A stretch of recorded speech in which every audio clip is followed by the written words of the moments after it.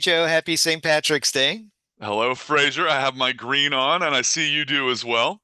Indeed, indeed. Had to dress properly for today's healthcare headlines from Tallahassee.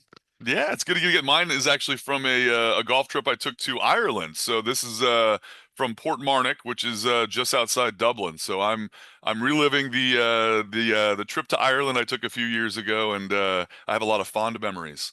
Fantastic. Well, happy to be with you this week.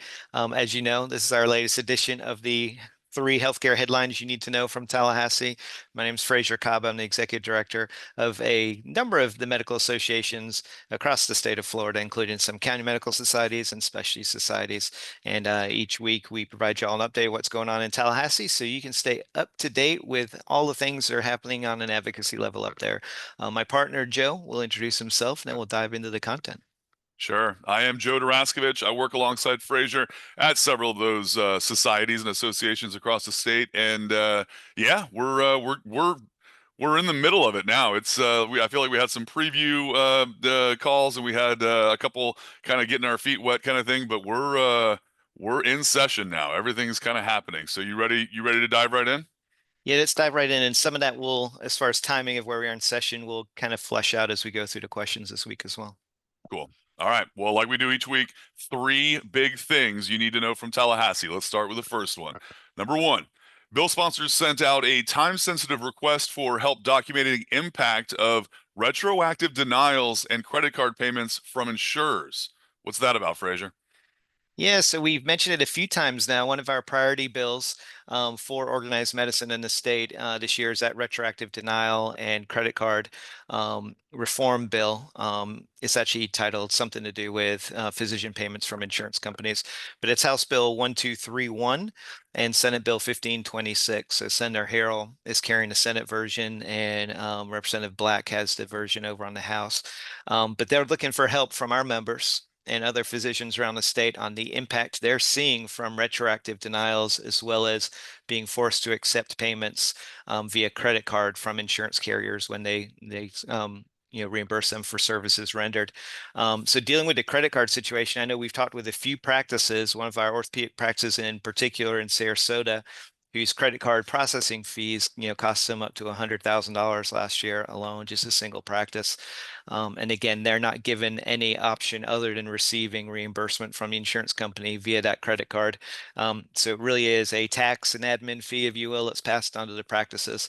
And then, of course, we've talked about retroactive denials for a while. That's where the practice goes through all the hoops to get prior authorization. They render the service in good faith, only to learn later that the insurance company is going to retroactively deny that claim. So both of our leaders that are carrying those bills are looking for documentation from our physician members on what sort of impact these two items have had on them recently. So if any practices have data, like cost analysis of what these denials or credit card payments have done to their practice, we certainly want to get that in timely.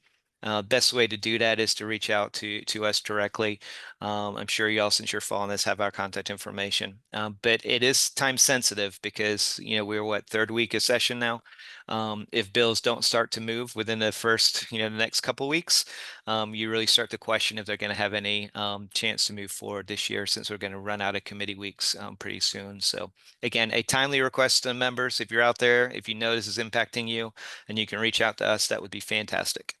Right, and that's a good. You mentioned that $100,000 figure. That's that got my attention immediately. And you know what I mean. It's if you don't have examples and concrete, evidence of things that are happening, it doesn't help to move things in the direction that you want to see them go. So please do reach out to us. Through email, through text, however you may. And if you have questions, we're always open to answer those questions. So leave those questions in the comment section. Okay, that we're off and running now, Fraser. Anything else to talk about on that topic, or should we keep on moving? No, let's roll on to number two. All right, number two. Number two, loser pays. Effort to rebalance stakes between consumers and insurers advances in legislature. What's that about? Yeah, so there was some insurance reform passed a couple years ago that many people are starting to feel swung the pendulum too far towards the insurers, and has given them a little bit of freedom or license to to kind of not treat consumers fairly in some of the way they manage claims that come in, not just from health insurance, but also from property damage and everything. Obviously, the storms and homeowners insurance is a huge hot button for the state of Florida. But they took away in that insurance reform as they're trying to prop up the insurance companies that were complaining that they were under financial distress. They took away one-way attorney's fees. Which used to be a carrot that consumers had. So if they were going to fight a claim denial against an insurance company and all of the attorneys that they have and the massive resources they can put behind defending their decisions, historically in a state, there was one-way attorney's fees. So a consumer, if they were successful, the insurance company would pay their attorney's fees. The reform that passed a couple years ago took that away. So you have to pay your own attorney's fees if you are going to challenge a denial or a claim that you felt was handled inappropriately from an insurance company. So it puts the consumer at a huge disadvantage trying to fight the wealth and resources of an insurance carrier. So the bill that has emerged this year, it doesn't go all the way back to where it was one-way attorney's fees. It goes to a loser pays system. So either party can bring a claim. Whoever loses in that situation has to pay the other's attorney's fees. So historically, it was one-way attorney's fees, so consumers never had to worry about paying the insurer's attorney's fees.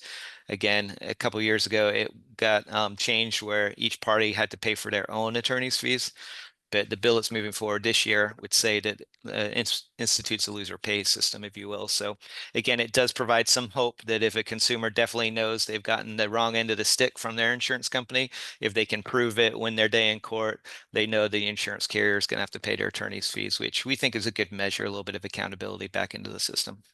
Yeah, no, that's a great point too. That it's that's something that I think everyone can kind of wrap their brains around. You did a great job explaining it too, but honestly, nobody has that bankroll to go up against those insurance companies. So this is a nice thing that seems to be moving forward, and that's a tough fight. If you had to pay dollar for dollar against an insurance company, it would be hard for anyone to do.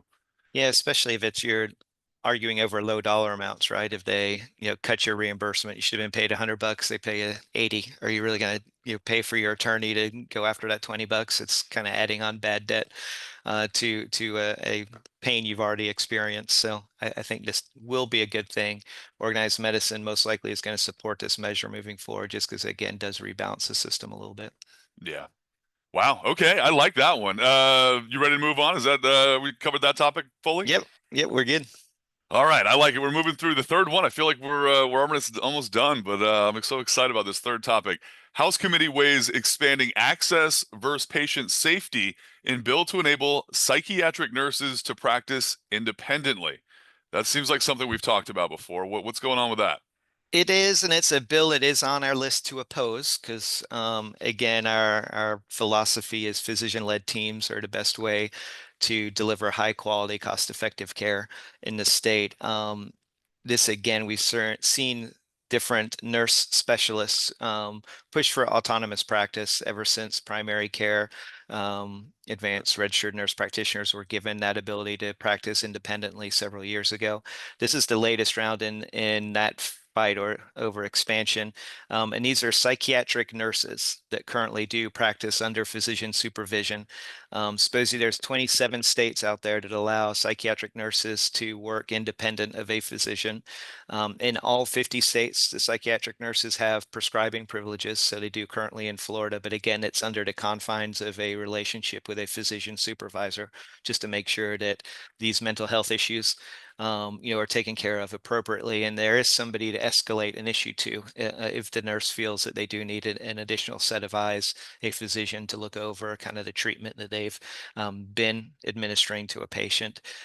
So we definitely oppose the bill for sure, just out of concerns with patient safety. The flip side of the argument, of course, is there's long wait times to get into a psychiatrist. Several of the committee members were publicly weighing in the questions and discussion they had, kind of finding that balance between making sure that patients in urgent need have access to care versus making sure that care is provided appropriately and safely. So ultimately, the bill passed out of committee. Several committee members voted in opposition, and certainly we appreciate them making those difficult votes to oppose that bill. But it is moving forward. So it's got one more committee stop on the House side.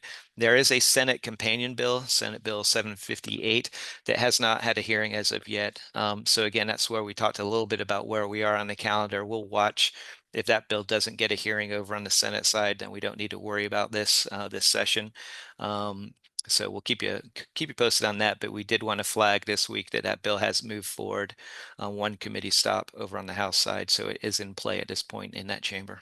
Yeah, and that's one of those things that's it seems to be a broad topic that, covers a lot of things, and then it has all these specific, topics as well, with the psychiatric nurses being today's thing we're talking about. But this is one of those things that, eventually these always seem to affect everybody, Yeah. whether it's you're on the patient side, you're on the doctor's side, or any side. It's one of those things that we all have to kind of follow the details as they come out. Yeah, and just like some of the other autonomous practice bills, this doesn't change the scope of practice for psychiatric nurses in any way, and that's what the bill sponsor will say. But the key is it just lets them work independently and without that physician supervision, which we have concerns with. So it's a pretty short bill. It's 2 pages. It basically just adds psychiatric nurses to the autonomous practice language that's already in there for primary care. So something to pay attention to. Again, hopefully the Senate does not have an appetite for scope of practice expansion bills this year. Not that I know anything in that regards. They very well might, but we're hoping they don't. And kind of the next few weeks will kind of tell that tale if any of these bills dealing with scope start to move through the process over on the Senate side. Well, it's interesting too that you bring up a two-page bill. That's, you hear about other people saying, "Oh, this bill's 40 pages, this bill's 50 pages."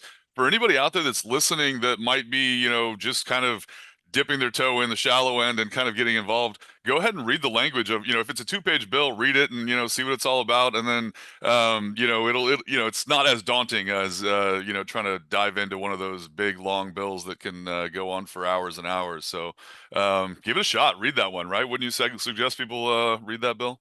Yeah, definitely. And if they're going to, it's Senate Bill 758 again, and the House bill is 883. So yeah, Cool. check it out. Yeah, and of course, just like any text editing, it's underlined words are being added and stricken words are being taken out. So it's pretty straightforward. Yeah. So join us. Yeah, join us in reading these things, and I think you'll like it. I think everybody will enjoy the seeing the process happen. But it's that's a very important topic, and we joke around about a lot of stuff, but that's some serious stuff that affects a lot of people. Yeah, and that's why it's tough from I should mention for the committee members, they talked a lot and had personal stories about kids that were suffering from mental health. And obviously, mental health access to care is a huge issue in the state. And again, it's a balance we're trying to find here. We don't want that to be an excuse for substandard care to be rendered to people because everybody should be able to access high quality care. But that really is an issue that touches many people and something we need to be very careful about. Yeah, and that's another thing I say to read the bill language, but also look at some of that testimony that happens out there. And if you're considering coming forward and offering your own testimony, take a look at some of the things that people are saying out there in Tallahassee, and just kind of get your head wrapped around what the process is like, because it's pretty emotional seeing what some of these people talk about, in front of the lawmakers. Exactly. And as we wrap up, I do need to mention something else emotional. As you see over my shoulder, the big Newcastle jersey. I couldn't go by this podcast without a shout out to the Toon Army. We finally won a trophy, first time in 70 years yesterday in the Carabao Cup for any of you soccer fans out there. It's a little bit of personal anecdote for me. And I know you're going to share a musical tip for the week too, Joe, right? To Right. roll us into next week. Right, like I do each week, we've kind of we've had a little bit of we started a little more bluegrass, and then we got in that cosmic country last week. And now, like I said at the beginning, we're into session, and there's no more previews, there's no more getting ready for session. We're here. So I'm not going to lead up to any, we're not getting to a big band. Today's band is Goose. Just like the animal, the bird, the band is just Goose, and they're the big thing right now. Honestly, they're playing their first headlining gig at Madison Square Garden later this summer. I saw them two times in St. Augustine last fall and had an absolute great time. And this kind of goes out to one of our colleagues, Val, who she lives in Connecticut. And I said, you got to go see Goose this summer. They're really a fun time, and they have a lot of songs. So it was tough for me to pick which one to shout out today. But I'm going with my personal favorite. It's called Thatch. THATCH, and when it's like it's just a hard rockin'. We're no longer in the country realm anymore. This is hard rock and roll, and these guys tour the country. They go to Europe. They're the up and coming next big thing in my eyes. So they have a lot of other songs: Rockville, Tumble, Animal, So Ready. But today's song, listen to Thatch by Goose, and I promise you'll like it. And the theme of it is we're in session now. Goose is the real deal now, and they're only going to get bigger. So go see them while you can live, and I promise you'll enjoy them. And let me know if you don't, because I'll send you another song that you will enjoy. So that's my Well, and pick. that's a bit of a shout out for St. Patrick's Day too. I'm envisioning a thatch pub in the Emerald Isle somewhere and someone enjoying a Guinness today. That So sounds good to thatch. me. All right, we'll Thatch. check it out. All right. Well, that's it. That's our week. We'll get back together next time, and we'll have three more big things you need to know. So thanks, Joe.